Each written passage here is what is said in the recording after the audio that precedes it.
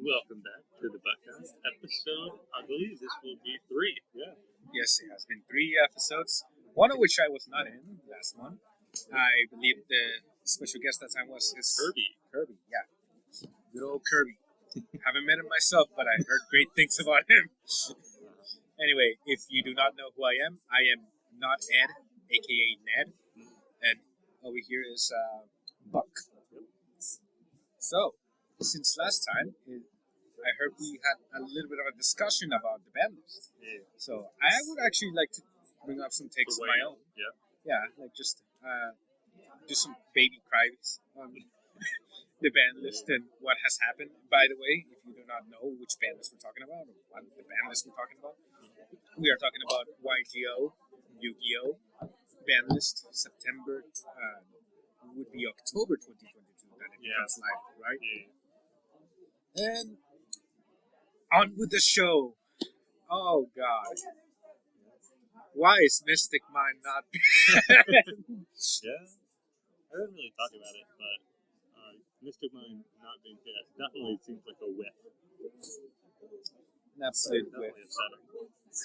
I just like I looked at the band list for a good few minutes.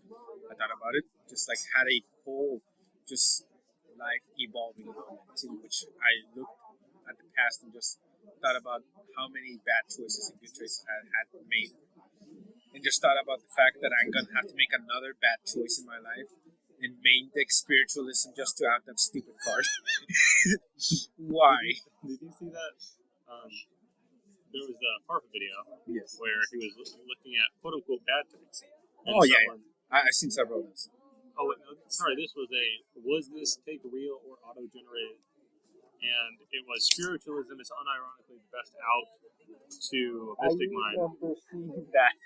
And then he was reading it and he was like, what, this card's too terrible. And then he was like, oh wait, they can't respond? Spiritualism, best. Absolute amazing card.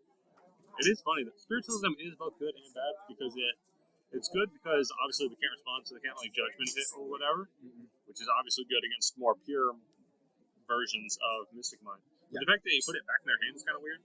So it's really, I think, only best in OTK decks. Yes, I feel like it's really powerful in OTK decks. I myself am playing an OTK deck, so I don't really care if it gets bounced back to the hand. I want that one turn in which they're not under the protection of Mystic Mind so I can kill them. Yeah.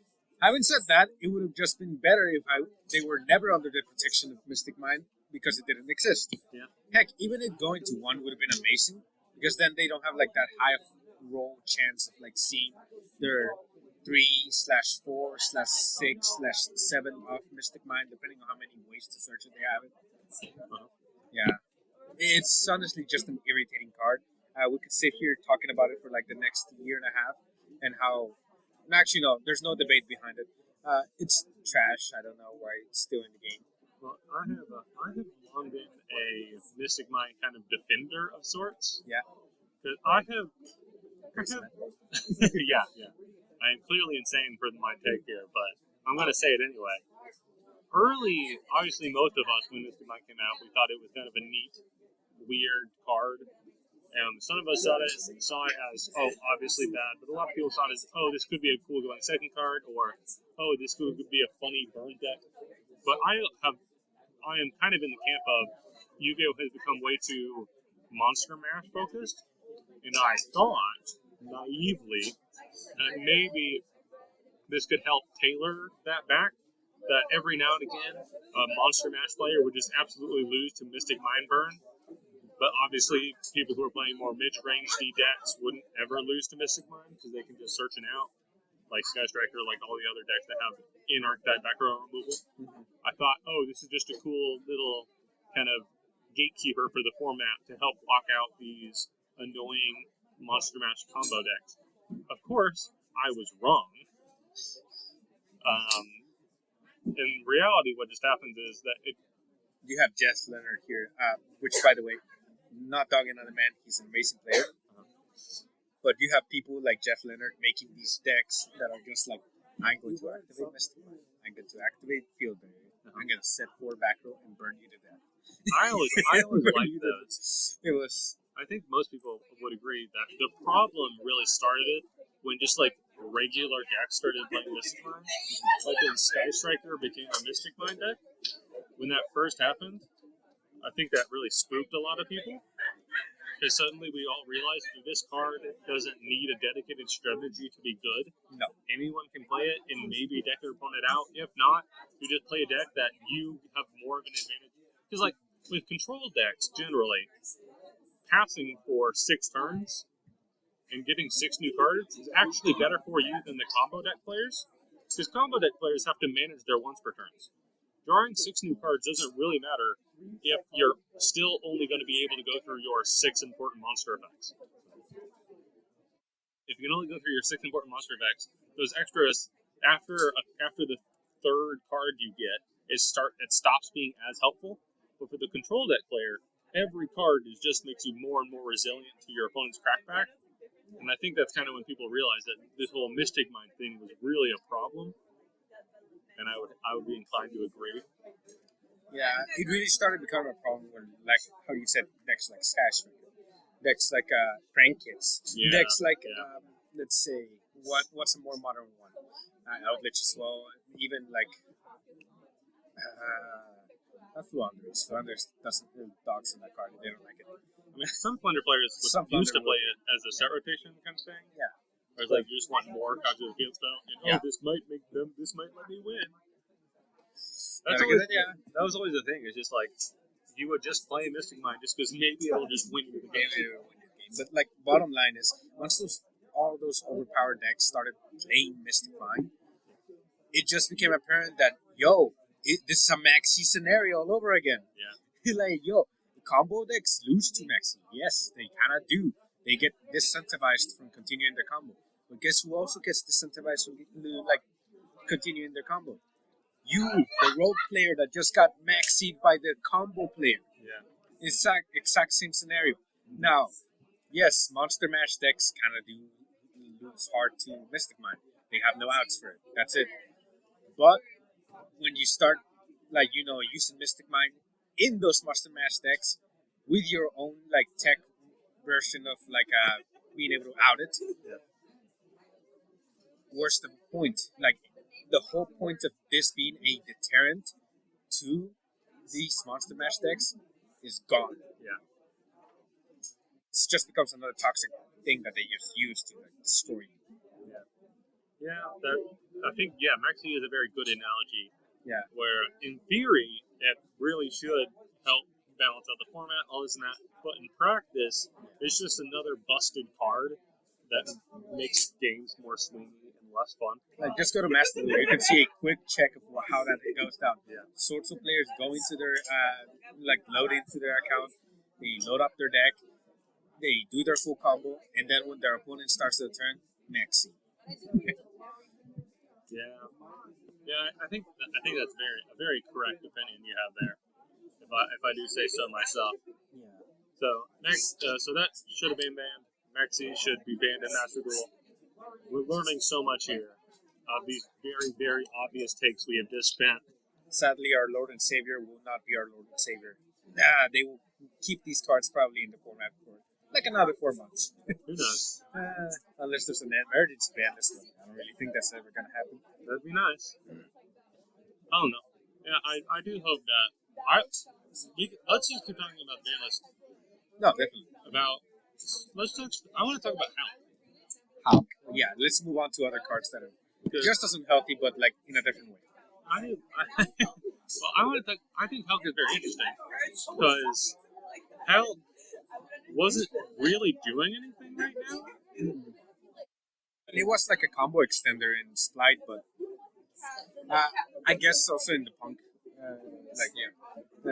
Punk Psychic deck, it was also quite good. But it was around, but it wasn't any better than a lot of other cards that no one was arguing should be hit.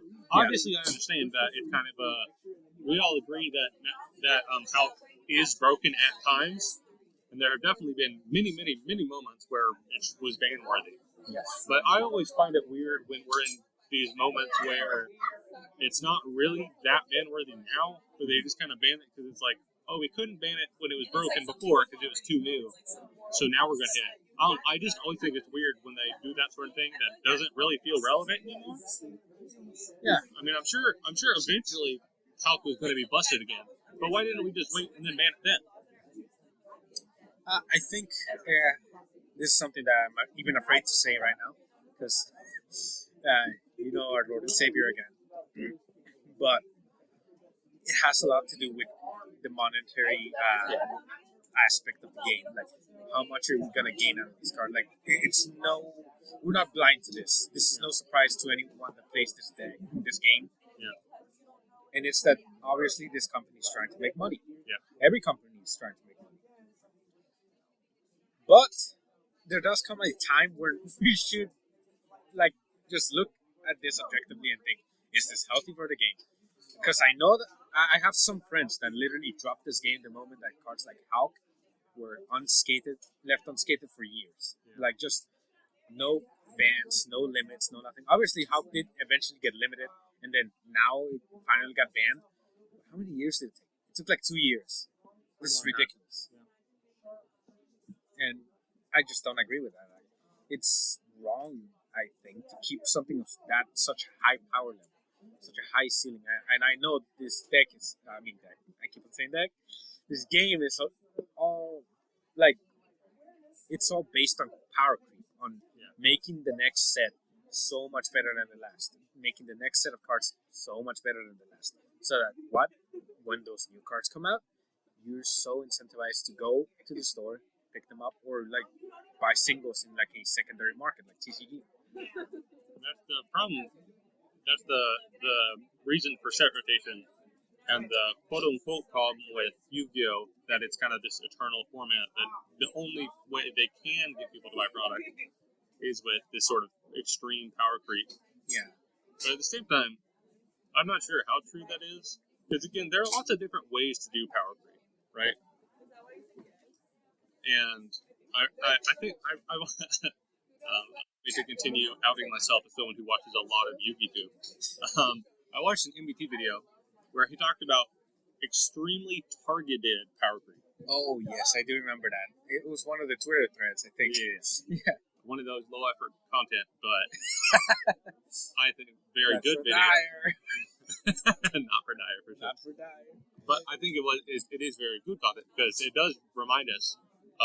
My favorite example is the Blue Eyes Spirit Dragon that has that super innocuous line of text on it. I was around for that time.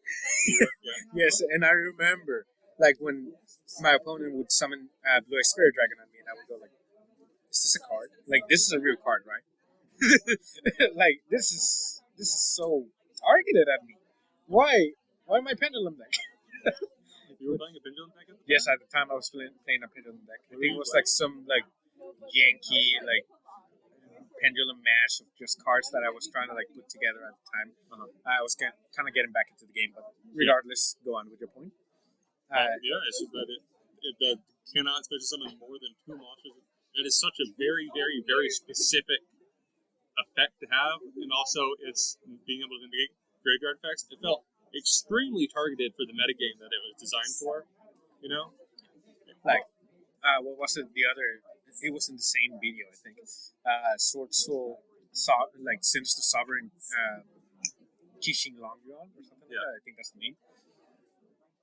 Extremely targeted to like adventure players, like and those cards, because you would banish their spell once they try to activate it, and then you would banish their Griffin Rider once they summon it, or any of like let's say one of the Rose Dragons once they start triggering and like they summon the Hulk, they summon this, just buy with that card, be gone. Yeah. The effects aren't like in a vacuum; they aren't any better than any effects that have existed before, but in context, they're insane. They're insane because that format just calls for them. And I'm actually of the idea that this is probably the way we should be doing power creep, if at all. Yeah. Because when you power creep a card targeted, like in such a targeted way, it makes it so that yes, it is powerful in this format, but it's not going to be powerful forever. It's not going to be the end-all, be-all of every single meta game in the future on Yu-Gi-Oh! There's always going to be something new. There's always going to be like this new deck that maybe they specifically make so that it can target that old deck that was targeting that other deck. Yeah. Yeah, no, that sounds funny. Well, And it kind of gets circular in a sense Yeah. because then the new deck pushes out the deck that has this very specific hate. Yeah. For instance, some new deck came out that was really good against Blue Eyes, let's say, and that pushes Blue Eyes out of format. Yeah. And then suddenly all these pendulum decks can once again compete because they don't have to worry about Spirit Dragon as much. Yeah. But then that kind of incentivizes Blue Eyes players to try again. Yeah. And we kind of get this loop where even it's if the ninth circle of hell. even if there's no new product, the format can kind of keep changing just based on what people are trying to play. Yes.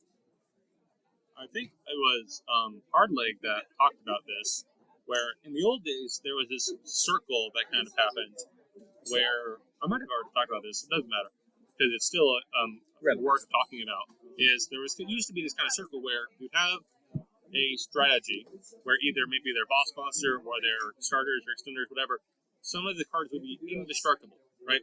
Mhm. And then they would print something that had like either it was a very good utility or it could put up like a negate. And that was like clearly better than the cannot be destroyed because they have ways to remove it without destroying it, and they just have more utility, and they just have like maybe it's just like one negate. But compared to non-destruction, that's better. But Yeah, okay, you can go on, but I do want to say something after you're done with it. fine. But then after that, they print a strategy that destroys a lot of cards. So one negate isn't enough to stop them. And that utility doesn't matter because you're just going to steamroll them by destroying all their cards. And then you print something that can't be destroyed, and suddenly that power creeps in. You have this kind of loop that, for a lot of Yu-Gi-Oh's history, existed. It's kind of falling apart now, but so your comment on that? Okay, so you just flat out reminded me of like this is post Duelist Alliance, post actually like new challengers. Heck, it might even have been in 2016 that this happened, where like I think Cyber Dragon Infinity got revealed, and at that moment, the best deck slash cards to play at the moment were the TCG exclusive archetype of Cosmos. Cosmos were all destruction related or battle related, and basically you couldn't get rid of them. You killed one of them, killed like the pilot, ship comes out. You kill the ship, pilot comes out. Like it was all about like a steady like what's called loop of resources that you would just stake on forever. It was like endless Congo line of assets. But then cards like Cyber Dragon Infinity got revealed. Then cards like Silent Honor Arch started being played more. That would target the card and remove it in a way that it wouldn't trigger its effect. Infinity being the best of them all, because then you would just go like, okay, negate the effect that is going to like get you a plus. You won't trigger the ship because the pilot, because you don't have enough ships at the moment, and then you would just take whichever other monster that gets summoned on the field. Now, yes, like I think some of them had targeting protection, like the not Slip Rider, it was the bigger ships. What was his name? Did Dark Destroyer have protection from targeting? I think Dark Destroyer had a trap card immunity or something like that. I don't, or maybe trap card. It couldn't be targeted by trap cards or something. No, wait, yeah, that one. Dark Destroyer can't be targeted. Cannot be targeted. Yes, Dark Destroyer and the other one, Forerunner, also cannot be targeted. Those two could not be targeted. I know for sure. Yeah, but right. You would just get your Infinity pumped up high enough so you could beat over it. That was the whole point right there. And then you would just negate the effect that they would activate in the graveyard. Like, it's all about, like, it isn't anything new, I'm saying. But what I am saying is that this is something that should be done more. Yeah. Like, rather than just making Tier Limits 2.0 in the next set, or like, I don't know, busting it off the ass with like the next archetype or fusion mechanic. Next mechanic. I said fusion mechanic because, I don't know, our Lord and Savior seems to like fusions a lot. I really like it when they kind of like walk through the different mechanics and upgrade them. Yeah. I remember that they literally like made different, like, I can't remember exactly, but it was almost like exactly in order. They went through all of them, and it was, I think the first one was they released the side set that had Prank Kids and Invoked or something. Were they in the same one? Weren't they, I right? think so. Yes. And it was like this huge upgrade for the fusion mechanic. And that they have this crazy control deck and this crazy combo deck. It was. I think Prankets came with Neftis, the Neftis support, and something else. I don't remember what it was. It was not Vampires. Vampires was later on with like Sky Strikers and like something else. I don't remember what it was. I don't remember the exact thing. I think it had to. Wasn't that kind of to do with Arc V? Yes, it had to do with Arc V. Yeah, a little bit. No, wait, no. I think it was coming towards like the Brain Sarah, like out of Arc V, nearing Brain Sarah that this came. I remember in Arc V, I didn't watch Arc V, but I knew it had a gimmick where they went to all the different Sony mechanic worlds. Yes. And I feel like that might have helped to facilitate kind of updating all these mechanics.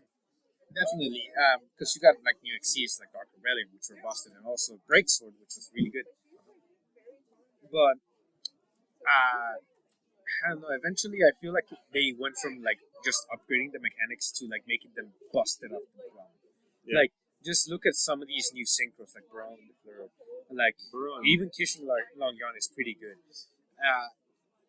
Like Warlord Savage, like what's it called Links. Links are busted. Every single link that has been released within like the period of 2020 to 2021 was just super busted. You have Auroradon, you have Predaplan, Bertha Anaconda, you have a Christian Hockey Pyrex, which was recently banned. Which, by the way, all those other ones were also banned. Yeah, you That was just a list of banned cards. Oh my god! Yeah, so many insanely powerful cards, and eventually they had to ban them. Like they just couldn't stay in the game. I think the scariest thing is when you have something like I'm reminded very specifically of Warlord Savage Dragon.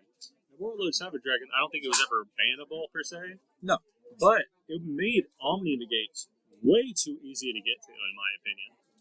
It suddenly, because before then I feel like there was this. It was actually pretty common to have your combo deck that just lost to your opponent having either a Raigeki or an evenly matched. Like, it was very common for them to just not have the spell trap negate, or some of them just didn't have a monster negate, whatever. It was very common for there to be kind of openings in their impenetrable board. Yes. But then now, once Savage came out, suddenly all of these decks would make this Omni negate, and since then I feel like they've only been printing more. Yeah. I feel like it's moving away from like making monster negates like Crystal Wing, which were kind of hard to get to, towards easy to get to, like extra deck toolbox monsters that just deal with everything. Having talked about like extra deck monsters that deal with everything, what are some of the other hits in the ban list? We just mentioned Christian Hockey Pyrex, which I think that might have been the only extra deck monster, now that I think about it. I think it was, yeah. Yes, I believe it was. We were expecting a few more, I know for sure. We wanted Curious Dan, if I remember correctly. Wait, Chaos Ruler, the Chaotic Magical Dragon, was also banned. I almost forgot about that guy. Can we start talking about him and why he has paid for the sins of many other cards? Now, I'm not gonna lie, Chaotic Ruler is insanely powerful. Yeah. It is a very good card. Like, it mills 5, gets one of those to your hand, basically mills 4, and gets you a plus. Depending on which deck you played in tournaments, you can possibly get a plus 20 out of that. Like, but it also it's sad to see that card go because it was such an interesting monster. You obviously had to go through the route of like playing synchro enablers, like tuners in your deck. It wasn't so hard since Crystal Hockey Pyrex was in the game. Like, you could tutor out any tuner that you needed to like level modulate properly. But I do think that it's kind of sad, like definitely for your Dragon Link players out there, to see this type of card just gone. And even more since we just got the Chaos support revealed. Like all these new synchros and all these new monsters were supposed to support like Chaos oriented play styles and strategies. But like now that Chaos Ruler is gone, a lot of those are kind of like went into the water. I was play testing some of these, like seeing, with Chaos Ruler, I could like loop what's called Collapse Serpent and these new cards several times. If I hit them, no more. That is no longer a thing. But I guess it's overdue in a sense because Chaos Ruler was definitely a powerful card that did come out like with all those other powerful cards in Rise of the Duelist. And it was definitely going to get hit sometime. It's just a bit of a surprise that it was hit right now, especially considering that yes, it might have been an indirect hit to tier limit, but it wasn't really any part of like a core meta strategy at the moment. Yeah, it was just some builds of tier Were were playing it. going like Probably, I don't. It wasn't even the most common one at all. No. But I do think it was one of those things where it's just too prolific. Mm-hmm. After a little while, it just kind of. The scariest thing about it is because literally all good cards are light or dark monsters. You could just play it in anything, and you'd probably hit it. Yeah. You'd probably hit your guy you wanted, and then mill the 4 cards. Crap. I remember they'd probably do something. I remember when I used to play it in like Drytron. Yeah. Because I could make it by dumping a Natasha with Diviner, synchroning with one of my little dudes, and then just making a chaotic ruler. And if I got lucky enough, I would literally mill the rest of my like deck just into the graveyard and just hit a bunch of Drytron just hit a bunch of Drytron names at the most relevant to my hand. Or I remember when I used to play Betos Buster in that build, and sometimes I would hit my Magic Key unlocking. But other times I would hit the Betos Buster. I would just add the Betos Buster to my hand, and then I had like 4 Drytron names in the graveyard that I just hit up with that. Insane. To go on a bit of a tangent, though. Yes. Do you remember the chaos monsters that were not light dark? I do remember those. Like they were something like Stormwind Serpent or something like that. Yeah. I don't remember. Like they were. It was like an There were idea they a couple other explored. combinations. There were like I think that It was the wind and earth. Yes. And then Fire and water. Yeah. And they've tried to do that, but they never really printed archetypes to support it. Yeah. They were just kind of random Chaos C support cards, but they were just, for those attribute combinations. Mm-hmm. And, thinking, I'm like, well, if something like Chaos Ruler existed for one of those other type attribute, one of those other attribute combinations, it wouldn't have been busted at all, probably. No. Like, yeah, if Chaos Ruler was like a wind water monster or like a wind earth monster, like it would have been completely irrelevant. Like, yo, add a wind monster from your grave to your hand. It's like, yeah, I'm gonna add Bear Statue, I guess. Well, I'm sure that Speedroid players would have been so happy. They would have been like, indirect support. Well, if it was like a wind synchro that added either a wind or a earth and off the top of the it deck. also is treated like a water or something like that. That'd be cool. But I think that there's definitely a lot of one of the things is just supporting unsupported things. There's still just a space that is so open. They can just keep printing cards. If they actually just made a archetype. Let's see here. VW is kind of a wind earth archetype, right? Yeah, kind of. Unless you like start looking at the synchros that they go into, it starts becoming dark and light. In archetype, it's all wind it's and wind earth, and but earth. of course they end up going into the good light and dark monsters because all good monsters are light and dark.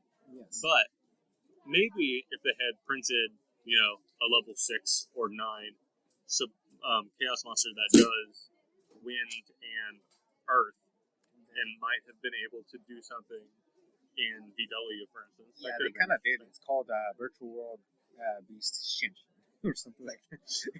He's basically a chaos monster. He brings himself back every turn by banishing like 2 Virtual World monsters. Well, isn't it 2 monsters with different types? 2 different types.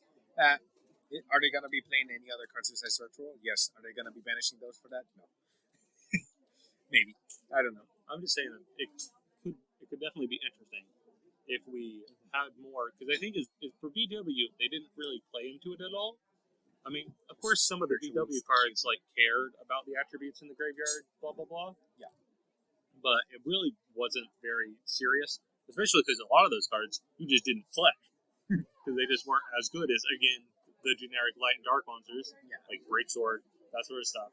Mm-hmm. I think very specifically because I think the VW that cares about having different attributes in the graveyard is a rank 3, and it's just worse than Breaksword. Yeah.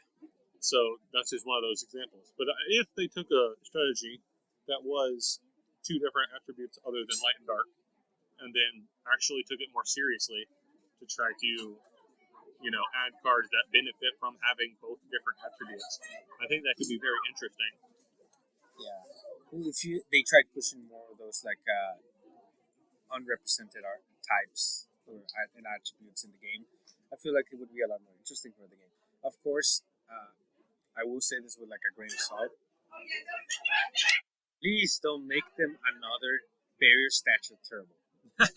Like That's like why does it always have to be that the win condition of these decks is some annoying floodgate? Yeah. It can be anything else. Yo, I will deal with a Ultimateness-esque effect as long as I can Dark Roll. Yeah. I don't know. I think there's still a lot of room for mid-range strategies, especially in this sort of weird design space we're talking about. Where I don't know, if you print some of these, there's such an easy way to make a deck fun but not too broken, which is just make it lose to hate. Yeah. If you just make it lose to hate, then suddenly it can be really good anything that's good, except for when people are like pre-siding against it, is probably better for the health of the game, because they can never become too good. Because obviously, then just people have the right answers in their side deck. Yeah. But they can still do the thing that they want to do. But another support type of thing that I want to talk about is, Tri-Brigade. Obviously, Tri-Brigade is very good. Yeah. Oh, well, in theory, right now it's not very good. Yeah. But at its time, it was very good. But I always thought it was really funny that they're like, these 3 different types need support. What if we just made support for literally all 3 of them at once? Yeah, gladiator beasts all over again. Gladiators had even more. Oh, they had way more. They came with so much stuff. But that I feel like that should be a conversation for another day. Oh, sorry. I want to keep on talking about the ban list. Yeah. But yeah, we went a little bit of a tangent right there from our main topic. But that's fun. Basically, I want to talk about snow. Now, there's probably not much to talk about it. Like, it's another one of those disgusting cards that should have just never come off the ban list. But it was just funny to me that it did come off. Like, I think we were talking about this earlier off, like, podcast. Yeah. That sometimes Konami will try this, like they did with Snatch Steel all those years back, where they would bring back a card to, like, kind of test the water, see how it works in this environment. And if it was broken off the shed, like with, snow or Snatch Steel, then they would go like, oops, sorry, let me take that back. Yeah. But other times it would be like, I'm trying to think of cards that have come back in recent years, like Spellbook of Judgment. It hasn't happened yet, but I'm going to tell you this right now. Sorry, guys, it's not going to do anything. If it does anything, it's because Spellbook of Fate is basically Spike Smashers, but that's it. If it does anything, it's going to be because the spellbook cards are good at getting you spell counters. And there's going to be some sort of pendulum deck that's already good, but just uses it as an extra layer of interaction. And even then, I feel like that would be very bricky. But anyway, I'm sure it would be. Yeah, there's like other cards that have come back throughout the years. I'm trying to think of them off the top of my head, but I can't. Still fairly recent. Change of Heart. Change of Heart came back, and it's not. It did nothing. They were like, "Oh my God, no! This is Snatch Steel all over again." Yeah. No, it was not. Did you want to know what was Snatch Steel all over again? It was snow. Yeah. It was snow. That was Snatch Steel all over again. And thank God it's gone. I do want to talk about snow a little bit. Snow. I talked about this before, but I have always really, really liked snow. I just think it's so interesting. First of all, Book of Moon. Who doesn't love Book of Moon? Everyone loves Book of Moon. Easy out. Book of Moon effects are still very fun. I do think it's very funny that sometimes, let's say your opponent has a barrier statue, and you happen to draw your snow, and you just normal summon snow, and then Book of Moon it, and then you get to combo up. That's still funny. And the fact that it brings itself back, but the seven's still a big number. Mm-hmm. Even now, that's a pretty big number. You do have a pretty dedicated mill strategy to be able to hit those kind of number of cards to banish. Obviously, I am in agreement that it was too good. It was definitely too good. But like you said, it did need to have a core strategy that was kind of like based around milling a bunch and like getting benefits from milling a bunch. Obviously, sadly, Snow is available during a time where we have tier limits, which are basically just like I'm gonna high roll mill casino all the way to victory, and even if I don't, I'm gonna mill snow and I'm just gonna make fours after that. Yeah. Off the bottom. Definitely a card that was interesting, but at the end of the day, it was degenerate. Sadly, it just needed that shell for it to be playable in, and sadly, a lot of the time that shell is always there. Yeah. Like there's always a deck that's gonna mill a bunch and use the graveyard as a second hand. And even if it doesn't use it as a second hand, you have snow. For the record, I don't think it's a problem that we always have that sort of strategy, because I think it's a pretty unique sort of thing, especially in Yu-Gi-Oh. Like I can't the remember. type. Yeah. Well, the graveyard is the second hand thing. I can't really. I don't know that much about other card games, but I think that's a pretty uniquely Yu-Gi-Oh thing that we have these sorts of strategies. Mhm. And also in a way that they're self-mill. I think that's also not very common in other games. And I just think it's a very unique Yu-Gi-Oh-esque thing that you are trying to get as many cards in the graveyard and you get these bonus attacks. And you have to manage all of these resources in all these different places. That, to me, that's very Yu-Gi-Oh! Definitely, especially with the, like casino mill aspect, where if you mill great, then you won the jackpot. But if you don't mill great, you're dead. I would be curious to see if they could make a mill deck that was designed to be consistent. That's like if they could make it in such a way that it is the best way to play it is not a high rolly casino-y style. If it could be card designed in a way that it is more of a consistent, you're going to hit the cards you need, something like that. Mhm. In a way, tiers can be built like that because you have so many names and 8 cards. Such a Right crazy on Art, if I remember correctly, does mill a specific card once there's normal or special summon. Those sorts of things. Now, of course, what actually happened with Tiers is that we became this casino, play a bunch of these kind of one-up or whatever that you want to mill. Yeah, And Zephyr's the Elite. They used to be Snow. The ever recurring. I'm trying to think of another card. Well, those are the two, but also, you could just get lucky Orochi. with cards you didn't want to. Yeah, Orochi was another big one. Yeah. But you can also just get lucky with if you were playing like your side deck cards that you want to send off with Curious. Sometimes you just mill it, and then you don't even have to make Curious. Yeah. Sometimes that does happen, basically, and even though I was talking about Curious getting banned earlier. Not even though. What the hell am I gonna say? No, definitely that card should have been banned.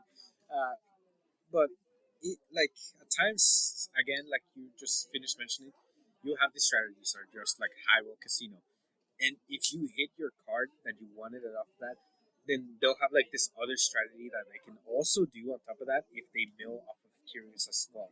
Yeah. So it just becomes too much to bear. I don't know. It's they're interesting. Without a doubt, all these strategies that you get an extra bonus out of milling something is definitely interesting. But it again just gets out of hand completely. Yeah. It just way too fast. Whenever there's too many of these cards that do a +1 or neutral card advantage, but basically generates your body that you need to continue your combos. And it's a recurring theme, sadly. It's just always there, and it's always going to be there. I don't really think that's something that's going to change in the game. It might just be one of those problems with, again, Yu-Gi-Oh! Not having any sort of set rotation, is that you can't print a deck like that because there are just too many cards that do things in the graveyard. There's too much of a backlog of crazy cards that if you get lucky and mill would just be too good. For the record, I'm actually not an advocate for set rotation. I think it'd be neat if Yu-Gi-Oh! Had a separate format that used that sort of thing. I actually like the fact that they can print a card now and we're like, oh my gosh, this combos with a card from 20 years ago. I think that's you only get that in Yu-Gi-Oh! And I think that's very neat. Mm-hmm. But I also understand that not having set rotation highly limits the design space. A lot of the things we want to happen just can't happen because there are already cards that exist that would make it too broken.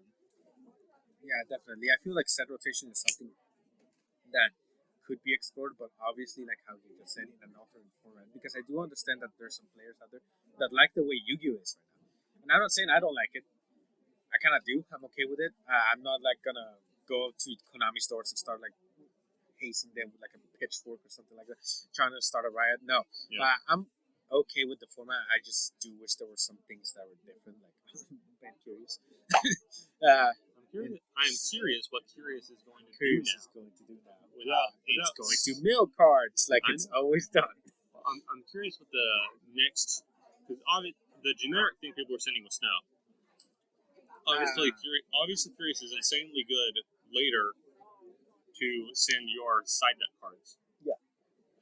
To search them essentially, which is Yeah. crazy. It's busted. With what's called Nightmare Griffin. Yeah. Griffin. Yeah, Nightmare Griffin. But I'm Curious curious Nightmare Griffin. what now will be the turn one, not knowing what your opponent's playing. What is the default card to send now? Obviously, they can use it to find tier names they didn't find up till then, Or but that's just not that hard. send spell canceler because they still have Sephiroth that they and can make a Dagaris very easily. That's what they used to do, at least. I don't know what they like. To be fair, they got bring back monster. You have to skip main phase 1, right? with Dagaris, yes, but like most of the time you get game on board, or at least some of the good players will try to get game on board, and sometimes they will get Nibiru, sometimes they won't get Nibiru. So again, it's like a high roll right there with spell canceler. Yeah. But definitely a good card. That was a very interesting strategy that annoyed me to hell whenever I had to play against it. Well, it might be the new standard. It could be the new standard, but at this point, I feel like tier is kind of unsolved as to what it needs to do, and not because it's Snow, but because the deck itself has so much potential. I think the engine itself is so strong. What extra thing you add to it doesn't really matter as much as just the fact that you're playing tiers. Mm-hmm. That they're just inherently so good. Yes. Anyway, now that we're in here ways, I want to correct myself on 2 things. Yes. Previously talking about the ban list, I thought since Ronin Tome was banned, that it was basically going to be impossible for them to make Toad in Sprite. I was wrong. Turns out, something I had not realized is one of the evil twins is an Aqua. So they can just do that. You can still just make it's harder now than it was before. Oh, definitely. Like, they have to go through more steps. And they're going to do it while being susceptible to Nibiru. Yeah. Unless, you open 2 Sprite names and your opponent didn't open an Emperor. They are more susceptible than if they decide to go that route. They are more susceptible than they were before. They can't just go like, oh, I'm going to make my Toad first and then I'm going to continue with my plays. No, they actually need to go through the line, hope they don't get hand trapped, and if they do, they have a chance of losing to hand traps now. And that's kind of like the point that I'm getting at. Before, they were kind of impervious to them completely. They would have so many plays that they could just go like, okay, you got rid of my Toad. No, okay, now activate starter. Yeah, they play through it way too easy, and that's probably the biggest change realistically. Is that they have become more susceptible to hand traps moving forward. Which gets me to, since we're talking about this, gets me to the point that we might actually see a big change in Sprite as far as the way it's played. That's the deck that I feel got the bigger hit, and because of that, they're definitely going to have to explore new ways to make Toad or make different boards. I myself have been tinkering a little bit with this deck, mainly because it doesn't completely lose to Shifter, unlike Tearlaments and all the Drytron things. Also, I feel like people are playing a lot more Tier Hate than Sprite Hate. Yeah, and Sprite is. I wanted the name Sprite too, man. But I thought Konami didn't want to give it to us. But while we're on it, I think it's really funny that when it was announced, when the translations came out as Splite, I remember specifically a lot of people said it should be Sprite. Ha ha, that would be funny. And they're thinking of the drink. Oh my I remember there were so many people who were casually protesting the name Sprite and said it should be Sprite. It's too close. It's so close to being perfect. It should just be Sprite. And then when it was Sprite, I feel like a lot of the same people got very mad that it was no, but Sprite was so much more thematic. Blah blah blah. And I'm it feels like the pun's a lot better and whatnot. And oh god, you people can't be happy. Is what I'm trying to say. Yeah, I know. Well, I don't don't know about me, dude. I was okay with Splite. Splite sounded cool, but I'm okay with either. moving They're beyond that, I do think that that deck's gonna be evolve a lot more than Telements will, at least at the moment. I'm not saying that Telements is solved. I'm saying that that deck is still kind of like in the water of being molded into the best version of itself. I don't Splite think. had its first version, and now it doesn't. I think that the thing about Tears is like it wasn't solved before this. No, So it was never the fact that it's banned is still going to be it's still unsolved. It's still just going to continue morphing. Whereas Sprite very much was solved. Yeah. In a sense, anyway. And now it's going to evolve a lot. But I can't. Is it the next set that we're getting the new Sprite cards? Mhm. That's going to change things a lot. Oh, definitely. Like I feel like Even if they didn't, they do might this. even go control version, like of Splite instead of making combo. Just summon 20 dudes per turn. No, they might actually just go like, okay, summon as much as I need so I can get all the cards that I want. So I can get my double cross, so I can get my smashers, so I can get my hand traps to my hand, and just play that way. That's it. Nothing I else. was looking at the Nimble. I saw some lists that were playing The with the new spring. cards before the ban list even came out. Mhm. There are some people that were kind of abandoning Toad and stuff that were going into a more nimble direction. direction. Um, Nice one. and that's No more Ar- fat. I think that's arguably even more of a combo version than the previous versions. So it might just be that it's diverging. I feel like it's gonna be diverging because like there's some really powerful tools in the like Spur and Trap lineup, but there's also some very powerful tools within like the combo lineup. So I feel we'll see in the future which version's the best.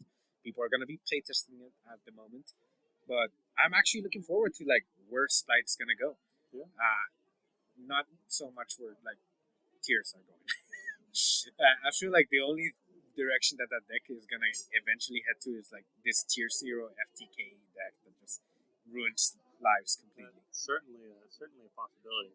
But here's a question: do you think if the Sprite deck kind of diverges in these two different directions, are there cards that hit both of, like hit Sprite as an engine itself, that will be able to combat both, or do you think it'll be this kind of weird thing where just because you saw your opponent play a Sprite card, like let's say I don't know, game one you play, they play some Sprite cards, they're trying to push through your board, but they can't do it, they scoop. Then are you going to have to wonder, am I siding in my Sprite control counter cards, or do I have to wonder whether or not they were playing the combo version? Because maybe that's something you do now if you're playing Sprite. Is if you're going second, you only play enough cards to let your opponent know you're on Sprite, but you don't reveal whether or not you're on combo or control unless you know you can definitely push through the board. Well, I feel like that's always an aspect of the deck. Like you're always gonna be playing the same core cards, like your blues, your jets, your red, and your carrot. Yeah. I feel like that's always gonna be there. But Yeah. how many of each kind of determines where your stance is, whether you're control or whether you're combo, Yeah. and also how many nimbles they see off of you. Because you said like people are like heading more towards like the nimble version of the deck, where you send like what was that one nimble card? Angler, The or if you angler, summon nimble two from angler, deck. and then you summon your Right. two nimble beavers, like Yes. everybody else says. Uh-huh. And yes, like if they see that off of you, they obviously kind of know that you're playing the combo version, because why would you be playing that otherwise if you're playing like the control version? Yeah. So it's more of a, do you main deck double cross or do you not main deck double cross kind of scenario, in which like, do they see those cards off of you or do they not? And if they don't, do they have enough information to know your hand sucked, or did you simply just not extend more because you already have everything you need? I personally am more of the control version of Splite. I like that more because you reveal a lot less to your opponent of Yeah. what you're playing, of what you have in your hand, in your back row, in your arsenal overall. I feel like that's the more optimum way to play Splite, because these cards are weenies. They're not setting up invincible tower monsters. They're super small. Yes, Pixies is a card, but Pixies is a one-time card. If they make two big boss monsters and they start smacking at you, you can't do anything about it. I mean, like, yes, of course they have to get to those monsters, but Tears can easily break past your carrot and your red negate very easily. Having said that, if you back it up with some hand traps and they have to push to win because they have to win. If you're a good Splite player, you always get your follow up. Then you probably got that game if you like have enough interruptions in your hand and in your back. I always thought that was the better way to play the game, but who knows? Not us. We'll find out though. We'll definitely find We'll out. definitely find out. Anyway, I have one more correction for myself. Oh. Which the is correction series, I see. well, I make a lot of Not mistakes. I make a lot of mistakes. Yeah, but not always. That's me. But not always. Definitely not always right. Always make a mistake. That's me. My quote unquote market research that I talked about before. Yes. Turns out I'm just dumb, and I only searched YGO. I didn't think to search actually Yu-Gi-Oh because I thought everyone uses the YGO abbreviation. Not so. Apparently, for the podcasting space, all of the big ones only have Yu-Gi-Oh either in their names or in their descriptions. And after looking at that, I realized, there are much bigger people in this space than I had realized. We're not the only ones here. We're not the only ones here. There's a more competition in this space than I realized there was. I just wanted to, just in case anyone saw that and was like, wait a minute, I'm aware of all these people. Are you saying they're bad and small? No, I'm just stupid and didn't find them. That's all I'm trying to say. So now I know that there are some other people. The one that I noticed was Top Cut podcast, and then there was another one that I noticed that was the Metakillers. So I'm aware. I figured it out. I now know who who would you call them? Peers? They would be our peers. Yeah, our peers in the space. I don't want to call them competition, especially since I'm losing if I call them competition. Oh, definitely, we're losing. So they're definitely peers. Definitely the way to think about it. It'll be a year from now, and we'll still be losing, I assure you. Yeah. There's probably like the 2 people listening to this podcast at the moment. Yeah, you and me. Yes, you and me. But anyway, yeah, like those were some interesting takes we had on the ban list. Now there's some other cards in there. Like more. There's still more. Like there's Malicious that just came back to 3. Yo, Wait, did it? I didn't No, know. never mind. What are you talking I about? might be. No, never mind. Yeah, I'm drinking fluid right here. We did have some things coming No, through, which was the Dynamite. Dynamite. Ben 10. That's Ben something you care 10, about. let's go. Beat to 3, let's go. How much of a difference does that make? I wanted to say not as much, but honestly, I've been looking at some of the combos people have been coming up because I myself haven't had enough time to play around with the new ban list as far as Strytron. Yeah. They're insane. Like you can do a lot of things I didn't know you could do before. If you just had the third Ben 10, because sometimes it's just not that you want to search a specific, I don't know, ritual monster or like a fairy monster that you want out of Ben 10. Sometimes you just want that extra Ben 10 so that you can keep the resource loop going long enough so that you can trigger all your names. So I know that with the one name hands, I'm looking at all you players out there that play this deck. I know for sure that you've seen that one name hand with like 3 other rituals in it, and you're just staring at it thinking, what am I going to do with it? But makes those one name hands a board because you get to keep the resource loop going. You just like tribute Ben 10, okay, grab Ben 10. Tribute Ben 10 again. That one grab Ben 10. extra resolution really matters. Really matters because you just get to trigger all your names. You get to trigger all of your like deltas, gammas, zetas, alphas, depending on which one you drew. And it just makes it so that you end in something rather than nothing. I can definitely see how that'd be a big improvement for sure. With just how that deck works, because I know before it's like if you wanted getting searches, you had to go through this kind of go a little bit roundabout to bring it back. Yeah, like activate your media on the Strytron so that you can bring back your Ben 10 and then loop it again. Yeah, that's usually what we had to do. But I think like with this new ban list, it definitely got a boost. Like Drytron is a lot more consistent as far as getting to their Ben 10 and keeping the resource loop going. That's just one thing though, because people out there, I assure you, are going to be experimenting with this deck. And you can bet your bum that it's going to get a lot better. Because it might not seem significant. It didn't seem significant to me at all at the beginning. But Ben 7 to 3 is a big move for this deck. Yeah. Is that, I think. Also, I hit Nadir 7 to 3. That was dumb. It's basically just engage. But here's something I want to talk to you about. I talked about this last time, but I think your take on it would be very good. Obviously, the Nadir Serpent, that strategy isn't particularly good right now. No, not at the moment. But what really scares me about it is what this says to me is they recognize the power level is not going to fall far enough for that to be Good. hyper relevant again anytime soon, and that really spooks me. Yeah. Because that tells me that they don't intend to significantly reduce the power level. No. Like, if something like Resolve Nadir 7, get a +3 isn't good anymore, that is actually terrifying.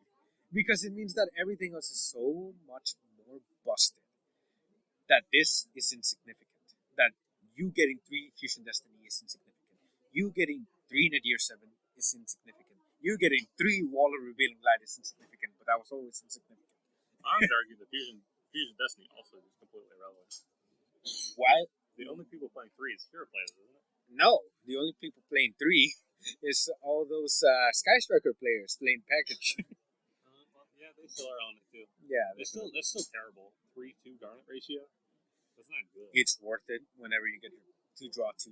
I assure you, especially if you. Okay, in Heroes, it's not a Garnet. Yeah, of course. There's no Garnets in Heroes. In Heroes, it's a powerful card. Yes. Which, by the way, shoutouts to Hero players. You just got an answer to getting Nibiru post Nibiru. It's definitely good for them. It's very good. Shout out to the hero players. They really need a bone. They really need a bone. They need a Omni Negate so they can finally not lose to Nibiru. No, don't give them Omni Negate. Or a Monster Negate there. I like it that they always lose. It's fun. You like it that their end board is Nibiru token, huh? Yeah. Again, I don't. I feel like that deck should get some love. Like, at least in the Monster Negate. Not a Spell Trap Negate so that they still lose to Dark Ruler or something like that. But at least a Monster Negate so that Nibiru isn't the end-all be-all to them. I always thought I love telling this story because I love bashing hero players.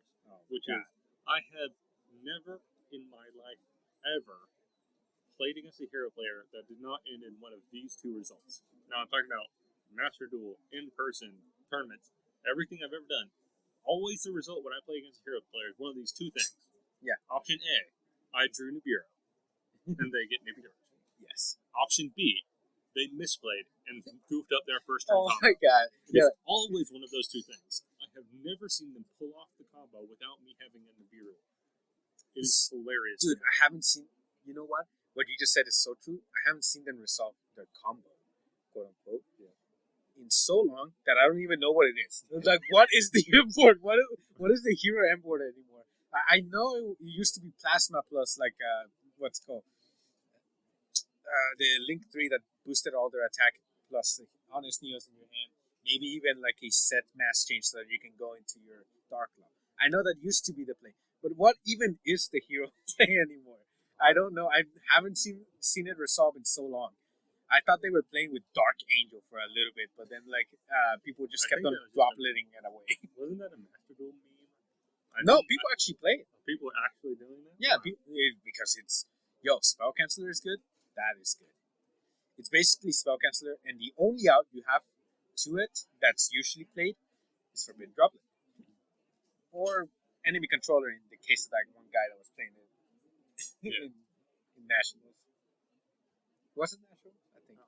They were playing tiers and they activated Enemy Controller so they could tribute them tier. Enemy Controller is one of those funny cards. Do you remember the first time it topped in recent history? No. It was in, what was his name? Yeah, Blade YGO played it in Salad. Wow. And that was the first time it. Well, I mean, it just topped right there with the Enemy Controller.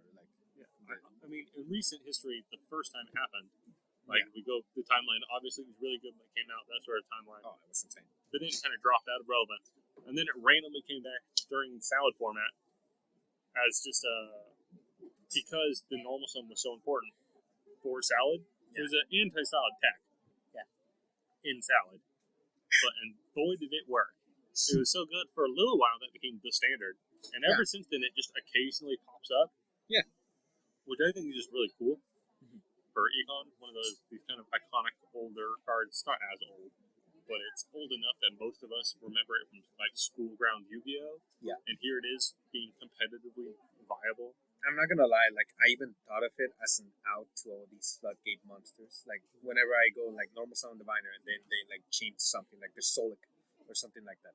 And then I could chain enemy controller, tribute my diviner, the Solic misses, I take one of their monsters, possibly the Mirror Jade. Well, one of the cool things about Econ going second is a lot of the time it allows you to both dodge negation and eat Take a a body. negation at the same time. Yeah. Because you're obviously they activate whatever say like you were saying. Yo, I need to look for my enemy controllers. Holy crap, dude! That Yeah, actually like, sounds like a good play. Like going second. Yeah, well, because again, they after they're filling for something, now suddenly your normal summon will resolve because it's in the graveyard, missing its target location. But also now, if you target one of their good cards, they might have to use the negate to protect their card from being stolen. And if they can't, if they don't have that sort of interaction, suddenly you have a card, and maybe the card has like I don't know an on-field effect that might actually do something. Yeah. So in a way, if you are using two cards to directly out two of your opponent's card, and you are allowing your first card to resolve. Yeah, the only downside is that Muddragon of the Swamp is a card that they're playing. Yeah. Yeah, that's The the fact only that it targets. targets. Why Yeah. you target, man? It would be imagine if it didn't target. That would have been crazy at the time. Oh my god, Even though it does target, I think it's still it's quite. it comes back. It's just one of those cards that you have to keep an eye on because every now and again it just comes back. Anyhow, yeah, I feel like we've had a good conversation over like the ban list. Maybe some extra takes we had along the way as well. I definitely enjoyed being here on the show again. Yeah. And would like to come back again some other time. Of course, you can come on as often as you want, and I'm sure you will continue to come on. But just as a forecast for our listeners, I think the next person to come on will be Jay, noted friend and also enemy of Kirby. So we'll get to. There's probably going to be some back and forth there between the two of them. Interesting. And then after that, who knows? Maybe Kirby will come back on to defend himself. At some point, obviously, you're going to come back on, being the first and I'm sure most frequent guest that I'll have. I sure hope so as well because I enjoy doing this and I really enjoy like just blurting out all the crap that goes through my brain sometimes. But anyway, again, I talked about this when I was talking to Kirby, which was I think of you as being the most competitive player that I am friends with. yes, And a lot of times when I'm talking to you, we're kind of talking a bit more intricately about the format and this sort of stuff. And like the analogy we just did with Enemy Controller, where we're actually we're talking about it in a much more serious context. Yeah. And then I have people, and I very much value your opinion on those things.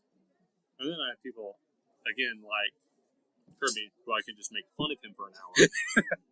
And that's the whole video. wow. But, You just called him out right there immediately. He's like, yo, if- my last video was me just making fun of my friend. if they watched it, they know. He doesn't know this yet. Oh, Allow me to enlighten you. In the beginning of that video, yes. I'm doing like in the beginning of this one. We tried to not talk for a while. It allows me to edit the video better. Pretty simple stuff. Most of you probably already know about that. But he was humming, just being dumb as he is.